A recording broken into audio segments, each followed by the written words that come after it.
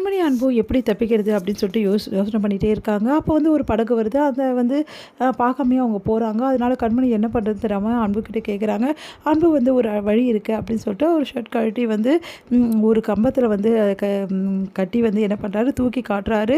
இந்த மாதிரி ஆட்டி ஆட்டி காட்டுறாரு. வாங்க வாங்க ப்ளீஸ் அப்படின்னு சொல்லிட்டு ஹெல்ப் மீ அப்படின்னு சொல்லிட்டு பெரிய வச்சு என்ன பண்ணுறாரு, ஹெல்ப் மீன்னு பயங்கரமாக கத்துறாரு. அதுக்கப்புறம் கொஞ்சம் கொஞ்சமாக போர்டு இங்கே வருது.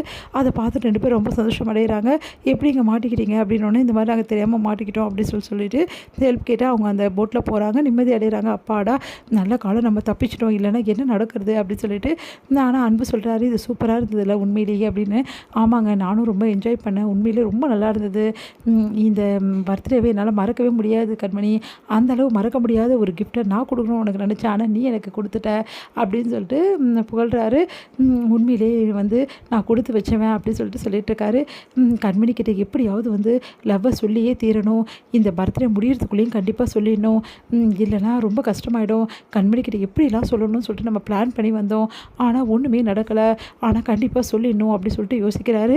அடுத்தது என்ன அன்பு, என்ன யோசிக்கிறீங்க அப்படின்னோடனே, சரி வீட்டுக்கு கிளம்பிடலாம், வீட்டில் எல்லாருமே ரொம்ப கவலையாக இருப்பாங்க அப்படின்னு சொல்லிட்டு இருக்காங்க. நம்ம கண்மணி, இல்லை கண்மணி நம்ம வீட்டுக்கு போகிறதுக்கு என்னங்க சொல்கிறீங்க, வீட்டுக்கு எப்படி போகாமல் இருக்க முடியும், அத்தை ரொம்ப கவலைப்பட்டுட்டு இருப்பாங்க. இப்போவே அத்தை என்ன சாப்பிட்டாங்களா இல்லைன்னு கூட எனக்கு தெரிலங்க, எனக்கு ரொம்ப பயமாக இருக்குது. சரி இந்த அம்மாவுக்கு ஒரு ஃபோன் பண்ணி நம்ம இன்ஃபர்மேஷன் கொடுத்துடலாம், நம்ம நல்லாயிருக்கோன்னு சொல்லிட்டு. ஆனால் வீட்டுக்கு போகக்கூடாது அப்படின்றாரு. என்னங்க நீங்கள் வீட்டுக்கு போகக்கூடாது, வீட்டுக்கு போகாமல் நம்ம என்ன பண்ணுறதுங்க அப்படின்னோடனே, நான் தான் சொன்னேன்ல வீட்டுக்கு போகக்கூடாதுன்னு சொல்லிட்டு, நம்ம ஆல்ரெடி நான் புக் பண்ணியிருக்கேன்ல அந்த இடத்துக்கே போவோம் கண்மணி அப்படின்னோடனே.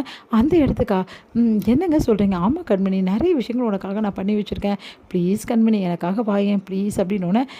சரிங்க நான் வரேன் அப்படி சொல்கிறாங்க. சரி போட்டை விட்டு இறங்கினோன்னே முதல்ல அம்மாவுக்கு கால் பண்ணி சொல்லிடலாம், அதுக்கப்புறம் நம்ம அங்கே போகலாம், நம்ம நினச்சபடி இந்த பிளானை சக்ஸஸாக முடிச்சுட்டு தான் கண்மணி போகிறோம் அப்படின்னோடனே. சரிங்க அப்படின்றாங்க.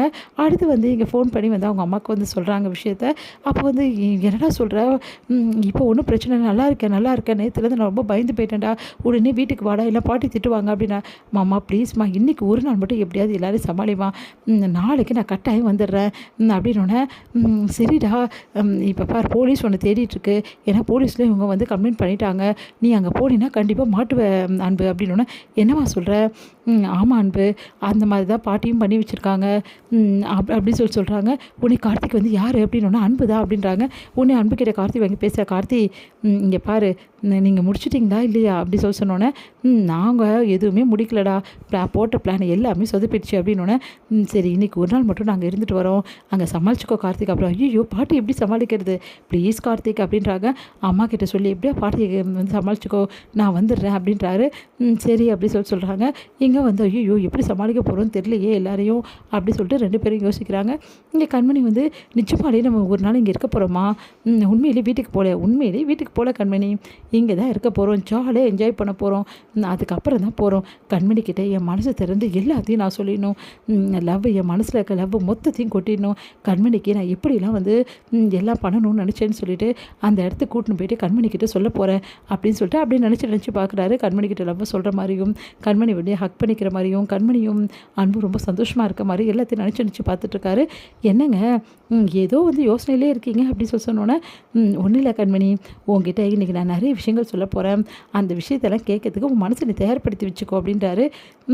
என்ன விஷயம் அப்படி சொல்ல போகிறீங்க, அதில் வேணால் ஹிண்ட்டு கொடுக்குறீங்களா, ஹிண்ட் என்ன ரொம்ப சந்தோஷமான விஷயந்தான் அப்படின்னோடனே கண்மணி சிரிக்கிறாங்க. நிஜமாவா அப்படின்னு சொல்லிட்டு.